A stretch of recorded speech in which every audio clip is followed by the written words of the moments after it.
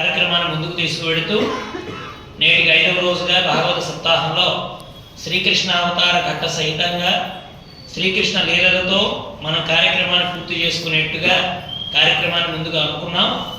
ఆ ప్రకారంగానే మనం ఈ 4 రోజుల్లో కృష్ణావతార ఘట్టాన్ని గురించి మననం చేసుకుంటున్నాం. నిన్నటి రోజున కృష్ణయ్య పుట్టాడు. మామూలుగా మనకు కృష్ణాష్టమి మనకి 26వ తేదీ వెళ్ళిపోయింది.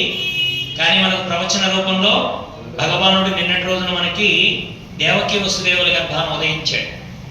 ఆయన అర్ధరాత్రి పుట్టాడు అంటే అర్థం ఏమిటి అంటే, అర్ధరాత్రి మనుషులందరూ నిద్రపోయేటప్పుడు కొంతమందికి నిద్ర పట్టదట. ఎవరికి పట్టదో చెప్పారు భారతంలో. ఎవరికి నిద్ర పట్టదు? కామంతో ఉన్నవాడికి, ఇతరుల సొమ్ముని దొంగిలించాలనే బుద్ధి కలిగిన వాడికి, బలవంతుడితో యుద్ధాన్ని ప్రకటించిన వాడికి, మృత్యు భయం కలిగిన వాడికి, రోగ భయంతో ఉండేవాడికి, వీళ్ళందరికీ రాత్రులు నిద్ర పట్టదు. మరి అర్ధరాత్రి కృష్ణయ్య పుట్టాడంటే అర్థం ఏమిటి? ఆయన కామాన్ని జయించడం అనేది అలాగో లోకానికి చెప్పాడు.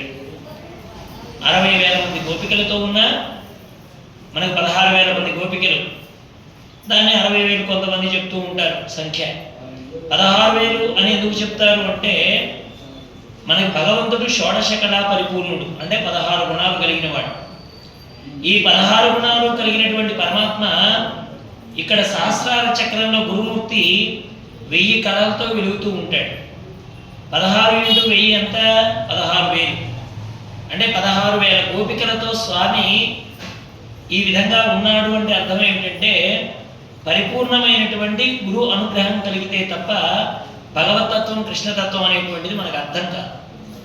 మరి 8 మంది భార్యలు ఉన్నారు కృష్ణయ్యకి అంటారు. ఆ 8 మంది ఎవరు అంటే, మనకు భగవంతుడు భగవద్గీతలో మాట చెప్తాడు, ఈశ్వర సర్వభూతానాం హృద్దేశేభ్య తిష్టతి భ్రామయన్ సర్వభూతాని యంత్రారూఢాని మాయయా.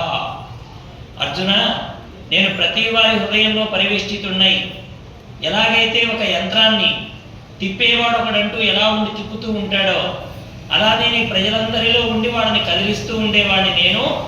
నా స్థానం హృదయము అని చెప్పాడు.